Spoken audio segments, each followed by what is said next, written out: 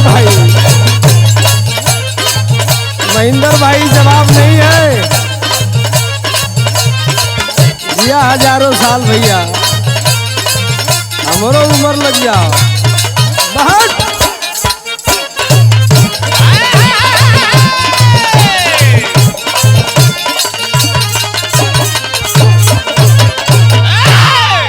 अच्छा बाबूजी, हम गायक राजेश लाल यादव, ग्राम बरलाई, जनपद मऊ की धरती से अपने पूरे पार्टी की तरफ से बिरहा के श्रोता साथी, काका, चाचा, दादा, भैया सबकर एक स्वर में ठेठ भोजपुरी में पाँव छू के पोल लगी बा। हमार बिरहा आप लोगों के बीच में जा रहा है। बिरहा सम्राट स्वर्गीय बेचन राजभर एवं स्वर्गीय बलेश्वर राजभर की माटी से बाबू, दोनों महानुभाव की स्मृति में राजभर टीवी चैनल के माध्यम से ये हमारे बिरहा जात बा। हमके पूर्ण विश्वास बा कि आप लोग को जरूर पसंद आई। हाथ जोड़ के विनती है कि अगर हमार बिरहा पसंद आ जाई तो एक लाइक और सब्सक्राइब जरूर कर दिया। यही से बिरहा का हमारे प्रस्तुति है। कैसे भैया भूमिका के लाइन में हुआ।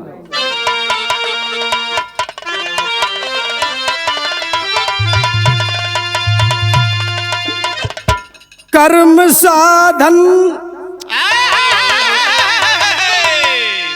कर्म साधन सदा सिद्धि बन जाता है। साधना युक्त साधन जो ईमान है। कर्म जैसा करेगा भरेगा यही। 4 दिन का यहाँ मान मेहमान है। धर्म से पाप ज्यादा प्रबल हो रहा। अरे बात दिल में प्रभु की खटकने लगी। चल दिए भेष अपना बदल कर प्रभु। प्यास हृदय में उनकी चटकने लगी।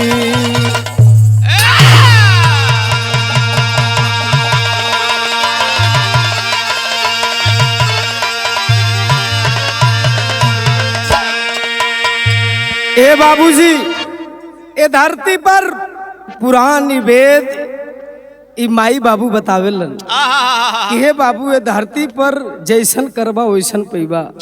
पुरानिया दादा लोग कहावत कहलन, जैसी करनी वैसी भरनी, नो मानो तो करके देखो। जिसने जिसने किया है यारो उसका उसका घर देखो। बिरहा के शुरुआत भइल। यहाँ एक लाइन गजल के टुकड़ा बा।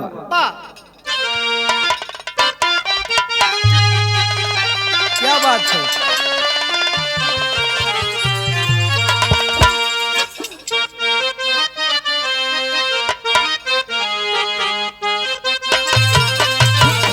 यह लाइन बा, अरे नहीं चाहिए, अरे नहीं चाहिए दिल दुखा ना किसी का। नहीं चाहिए दिल दुखा ना किसी का। नहीं चाहिए दिल दुखा ना किसी का। हुआ है न होगा, हुआ है न होगा जमाना किसी का। नहीं चाहिए दिल दुखा ना किसी का। नहीं चाहिए दिल दुखा ना किसी का। नहीं चाहिए दिल दुखा ना किसी का। लेकिन कवि जी बिरहा में कितना सुंदर भाव लिखते हैं, गौर करेंगे। धर्म धीर लोगों की धारा यही पे, धर्म धीर लोगों की धारा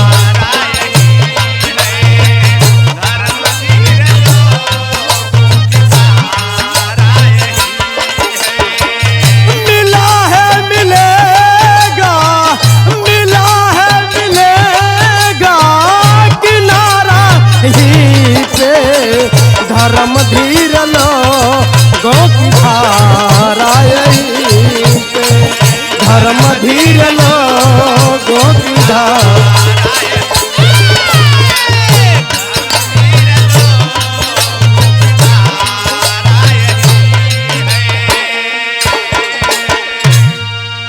ए बाबूजी, धरती पर कोई भी आयल है कहे जला कि सावनी गुजर जाने पर जल की कदर होती है, आदमी चला जाता है कीर्ति अमर होती है।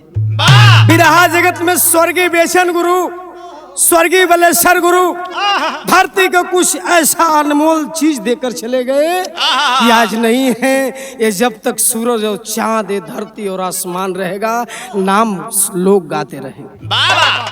यही धारा चीज होती है। बिरहा के शुरुआत भइल भगवान विष्णु के ये धरती के पाप अन्याय हिंसा ना देख गए कैलन का बिरहा में सर के लाइन लगल।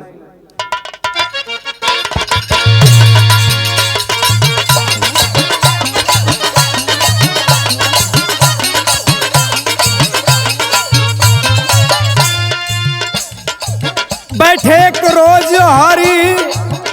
हरि मतलब भगवान विष्णु बैठे को रोज हरि गौर को बढ़ाए हैं, बैठे को रोज हरि गौर को बढ़ाए हैं, करु धरती का भ्रमण दिल में बात लाए हैं।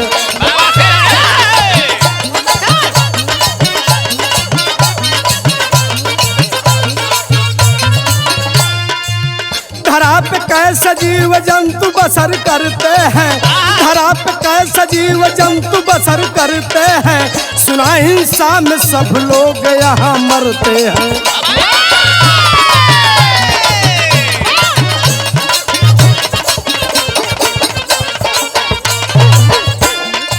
चल दिल धरती पर घूमे बदे कैलन का भेष ब्राह्मण का रूप भावना बनाए हैं, भेष ब्राह्मण का रूप भावना बनाए हैं, घूमते घूमते गांव में वो आए हैं।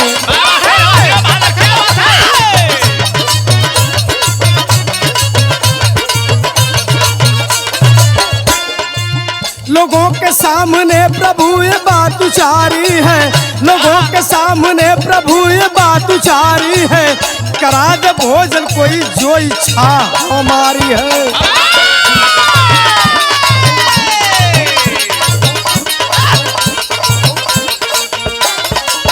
मगर भोजन के लिए ना कोई तैयार हुआ, मगर भोजन के लिए ना कोई तैयार हुआ, तड़पते भूख से हृदय भी बेकरार हुआ।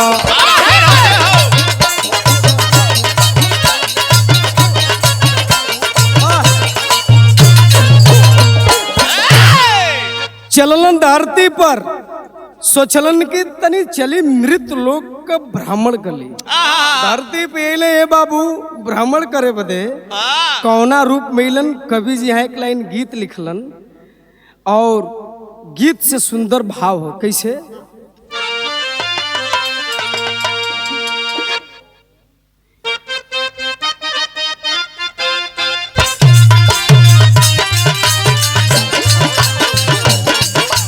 कवि जी लिखा तो कौना भेष में भगवान विष्णु जी धरती पे आयल होना। अरे अब कायापन रूप निहारी ये तो गीत रहल, लेकिन भाव में कवि जी लिखत होन। अरे गेरुआ बसन बदन पर सो है,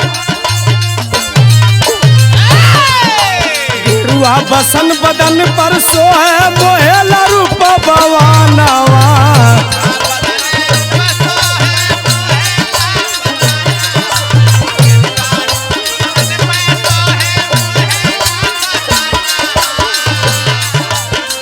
गेरुआ बसन बदन पर सोहे मोहेला रूप भवानवा भीख मांगे भगवान पेट के करानावा भीख मांगे भगवान पेट के करानावा।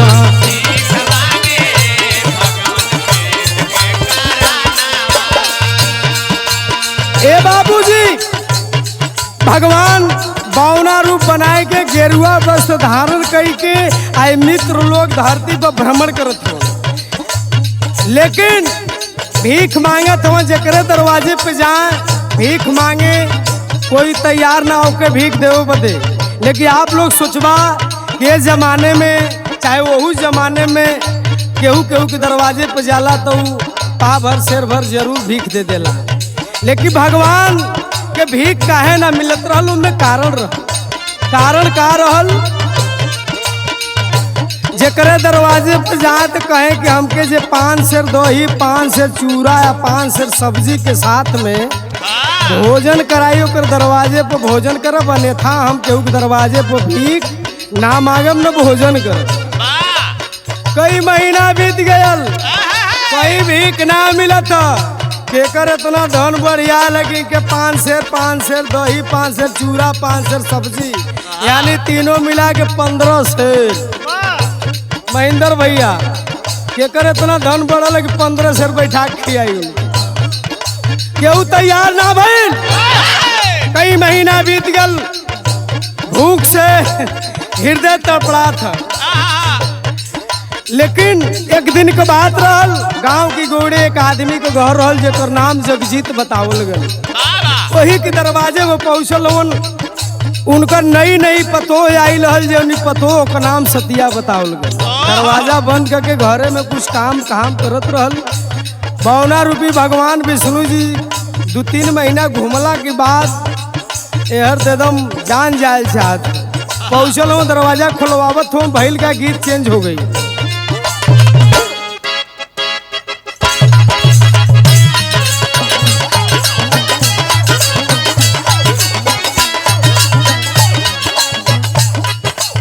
गीत बड़ी कचाका बजल बड़ी पुरान गीत थी।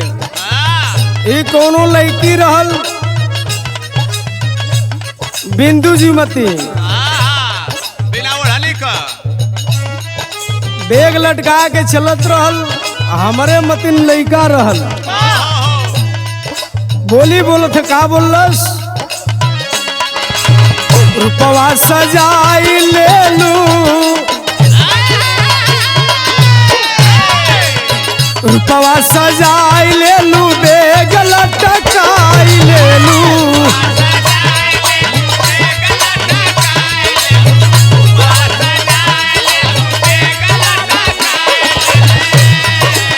रूपवा सजाई ले लू बेग लटकाई ले लू चल ताड़ू रेल औरी बस में हो चल ताड़ू रेल औरी बस में ये गोरी कस में रहा हो चल ताड़ू रेल कस में रहा कस में।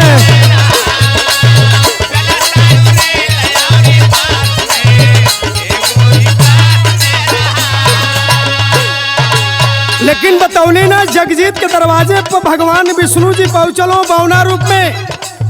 दरवाजा बंद है, आवाज लगौला है कोई जगजीत के पतोहू जोनी का नाम सतिया बगल बा। आवाज सुनल दरवाजा खोलस, दरवाजा खोलस तो देखलस कि हमरे दरवाजे पे कोई ब्राह्मण रूपी भिखारी खड़ा हूं। कैलस खाए बाबू देखे देखली बहुरिया विप्र ठाड बादुआरिया हो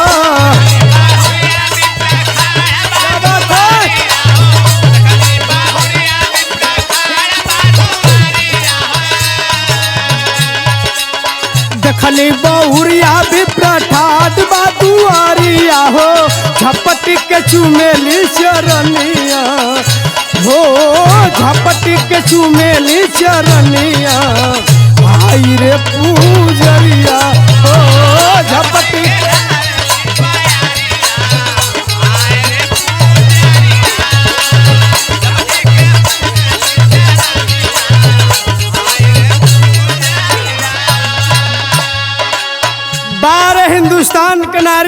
सतिया झट से ना पैर छुलस, पैर छू के कहलस का आसन लगावा बाबा, आसन लगावा बाबा हमारे दुआरिया।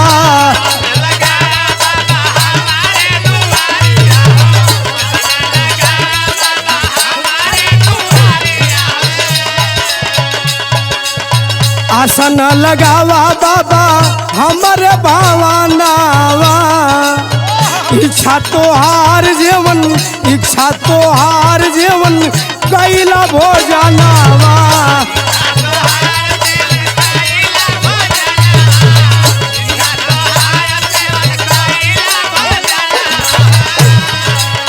ममता से भरली नजरिया हो, ममता से भरली नजरिया हाय रे पूजरिया।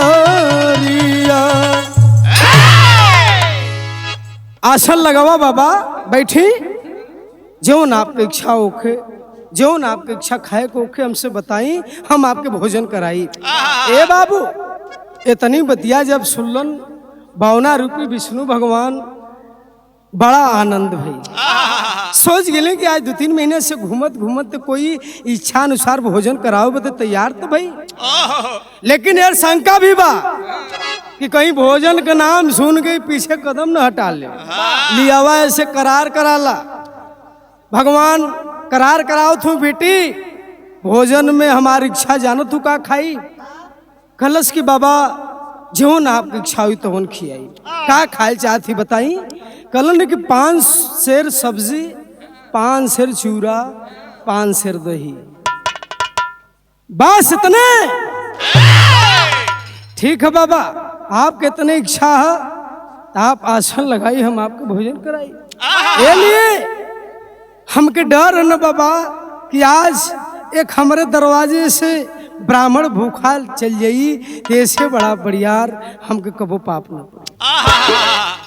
बैठी आप, हम भोजन तैयार करब, आपके भोजन कराई। ए भैया, सतिया भोजन बनावे लगे। भोजन तैयार के से बाबू भावना रूपी विष्णु भगवान ब्राह्मण के रूप में आल हो, दरवाजे पर आसन लगा के बैठल हो, सतिया भोजन करावे लगे। भोजन कैलन, भोजन के खड़ा भैले, हाथ धोलन, अपन गठरी मोटरी कान्ही पर टंगल चले लगल, चले लगले। जे वहीं 10 कदम आगे बढ़ल तो सतिया समनवा से आके खड़ी हो गई। चला से बाबा दक्षिणवा भुला गईला, कहाँ जात हो? अरे ये हिंदुस्तान के धरती के परंपरा है, कोनो भी ब्राह्मण कोनो हिंदू के दरवाजे पर भोजन करेला तो के दक्षिणा चाहे, तो दक्षिणों लेके जब बाबा कैलाश का गीत लग गई।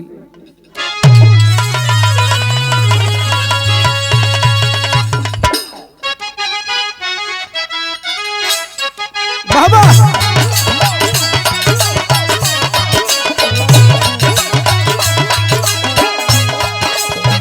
गवना के बात अपने, गवना के बात अपने दिल से भूला जा, रजऊ बाहर से बाहर आ जा, भेंट हो जाई रजऊ बाहर।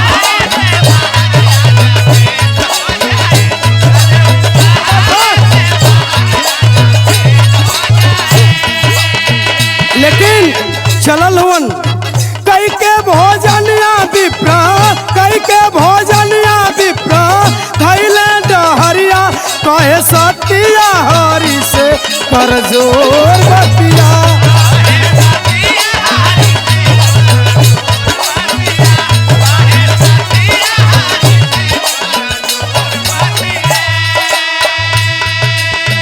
अनधन भरल बाबा हमरे भावनावा, खाली हाथ जइबा कैसे जात का बभानावा।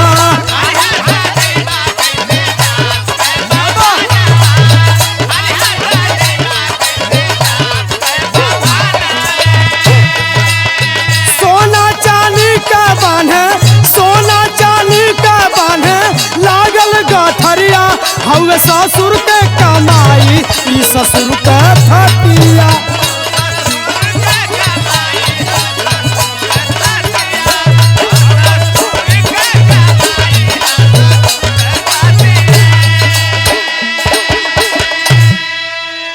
इतने बतिया कही के घरवा में गई, सोना चांदी के गठरी बनाए के लिए आए के 52 रुपये विष्णु भगवान के देवे लगल। कलश ला बाबा ला ले जा, ये दक्षिणा के रूप में हम आपके देते हैं। ये बिल्कुल ही सोना चांदी हमारे घर में आपकी कमी से बहुत भरल, ये सब हमारे ससुर और हमारे पति के चोरी के कमाई। ला ले जा बाबा। इतनी बतिया जब सुनलन ये भैया, वो ब्राह्मण स्वरूप विष्णु भगवान घबरा गए, डांट दिए, लड़की तुम्हारा दिमाग खराब है। अरे हम जल्ले रहती तो भोजन भी ना कैले रहती।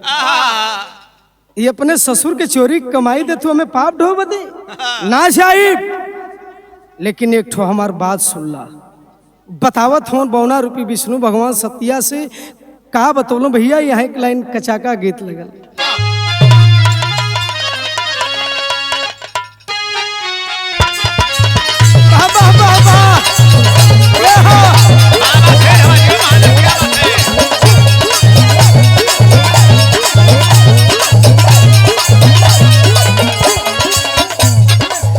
कहवा तू पौलू भौजी लाल छोटी बनहाना, हिलके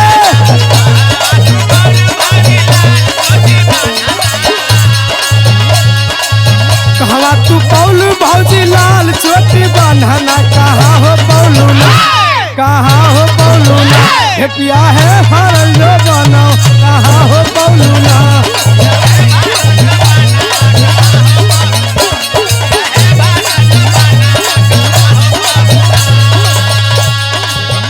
लेकिन भगवान बता रहा हूँ सतिया से, चोर घुसखोर बेटी तोहरो सजानावा,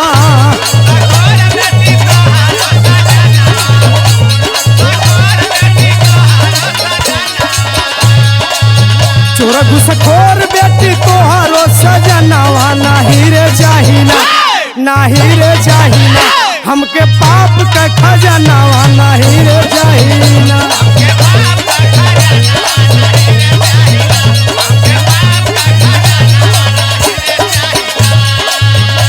खजाना ना चाहिए पाप का। एक बात सुन ला हमार, कर्म अनुसार फल पावेला जहानावा,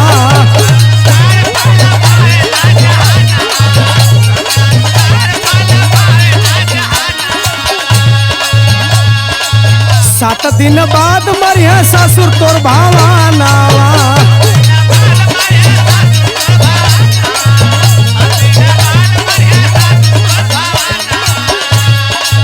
स्वर्ग नरक बाटे यही असथनावा, नाही रे चाहिना, नाही रे चाहिना, बिटिया माना मोर कहनवा, नाही रे चाहिना। बिटिया ये पाप का खजाना ना चाहिए। आज से ठीक 7वें दिन तुहार ससुर जी मर्जी हन, आज झोली में हाथ डाल के एगो शीशा निकाल के दिलन कि ला बिटिया, जे दिन सोरे ससुर के प्राण यानी ये गांव के केहू के प्राण जाई, ये शीशा लगा के देखबू कि उनके आत्मा कैसे जाती है। शीशा दे दिलन, लेकिन भइल का ये भैया 52 रुपये विष्णु भगवान शीशवा दे के चल दिल, तो टेरी में लिखे के पड़े,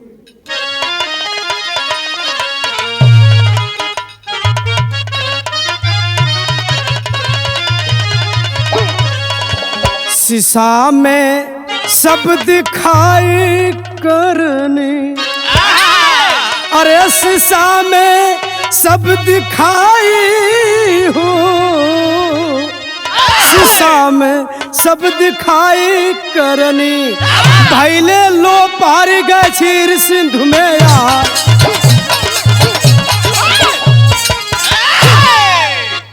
हुए लो पहरी चले भवन को,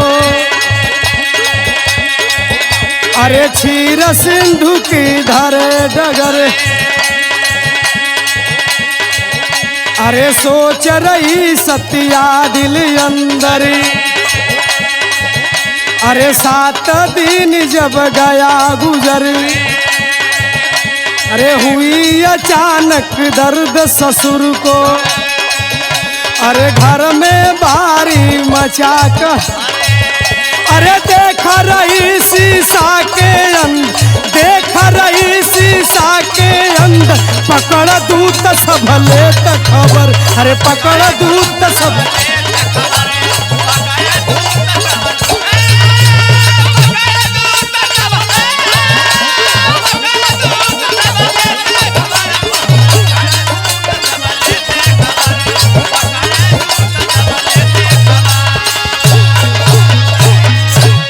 ए भैया ओकर ससुर जी कहीं चोरी वोरी करे गलन, अइलन ठीक 7वां दिन हर सतिया तो इंतजार करे थे।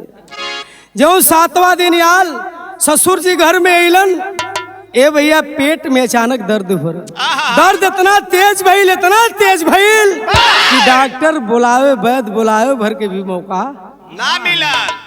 जाए लगलन, प्राण छूट गल, आत्मा निकल गई शरीर से, जाए लगल। यार सतिया शीशवा लगा के देखत, देखलस का देखलस, गीत लग गई। और ये गीत स्वर्गीय बलेश्वर गुरु अपने जमाने में सुपर हिट गीत रहल उनकर। कैसे?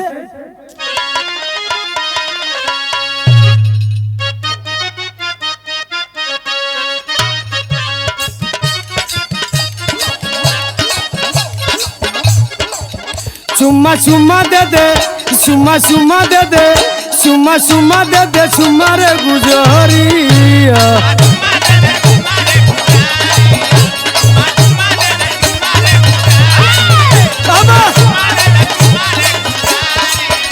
लेकिन सतिया शीशा लगा के देखा थिया, मारी मारी अम्मा, मारी मारी अम्मा कर दुर्गतिया।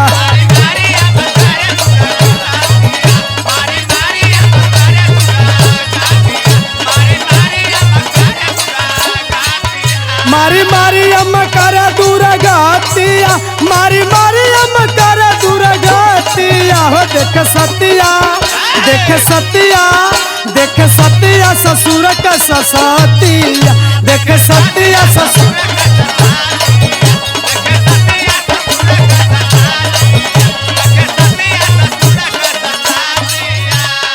मारत कोचत उनके आत्मा के लेके जात हो नरक कुंड के, लेकिन आगे बहिल का भैया पहपट में लिखे के पड़ल।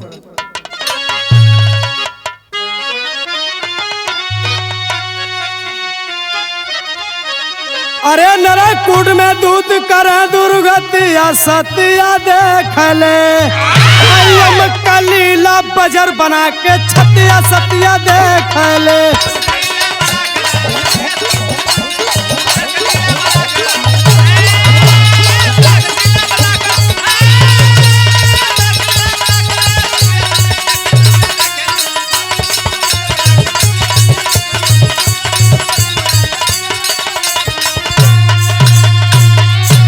अरे उसी गांव के संतू दादा रहल जातक का डोम हो, अरे लवट रहे बाजार से घर, उठी दर्द रोज हो।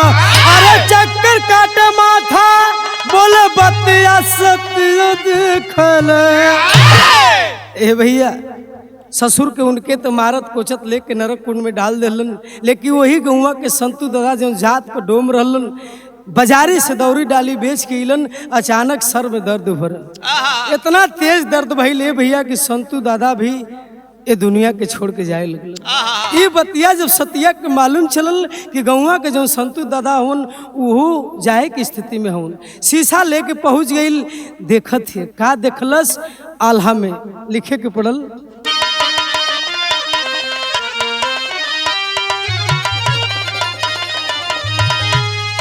अरे कर्म अनुसार फला पावला जहानवा बाबू,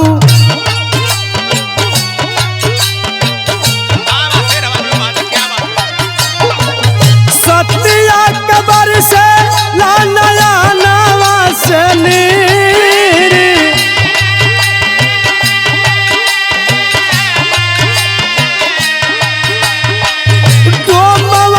बेटी बेटा रोव भर नजरिया बाबू,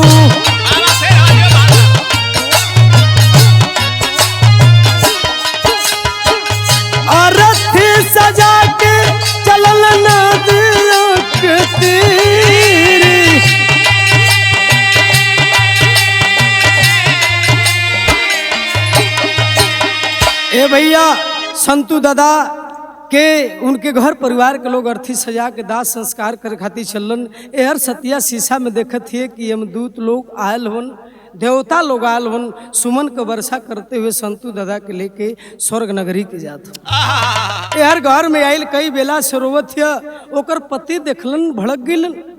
अरे सतिया हमार दैया दादा मूलन तोरे आँख से तनिक भी आंसू ना गिरल, आउ जात के एगो संतू डोम मर गिलन तू रोवत ही। पूरे प्लान बनौलन कैसन दुल्हन के घर में रहे देव लायक ना, आखिरकार ई कुलक्षणी बा मारे कोचे खातिर चलल हो लोग। सतिया रात के समय बा दरवाजा बंद किलल, कहलस कि बाबू लोग सवेरे चलब आ गंगा जी के तीरे सारा भेद बता दे। सवेर भैल दरवाजा खोलल चलल, ये आगे आगे सतिया पीछे पूरे गांव के लोग चलल हुन। भैल का खड़ी मिलाइल,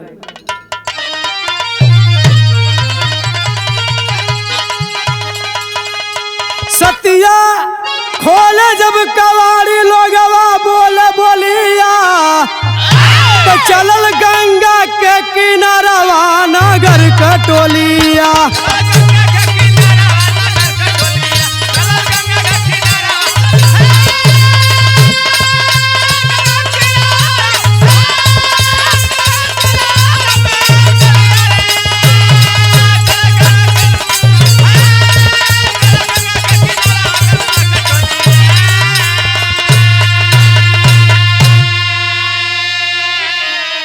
हल्के कमर भर पानी में तो भगवान को गोहराई, करनी का फल शीशा में सबके आगे दिखलाई। अरे तो क्यों के आवे नहीं बोलिया नगर कटोलिया।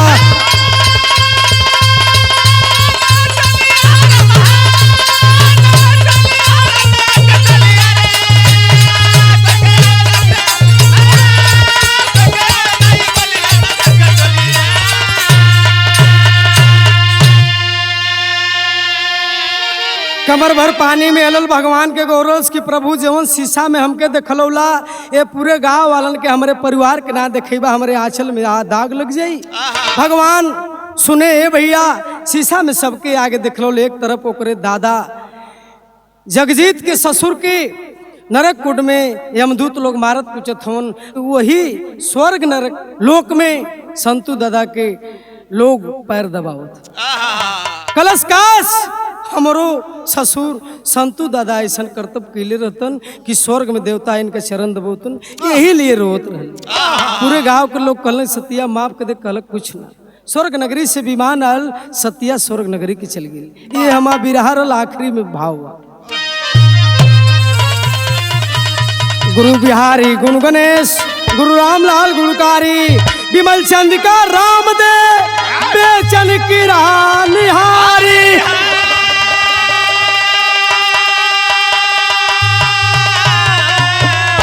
अरे शीशा में जब दिखाई करनी, राजस देवनाथ शारदा से नेह लगाई। ओ शीशा में जब दिखाई करनी।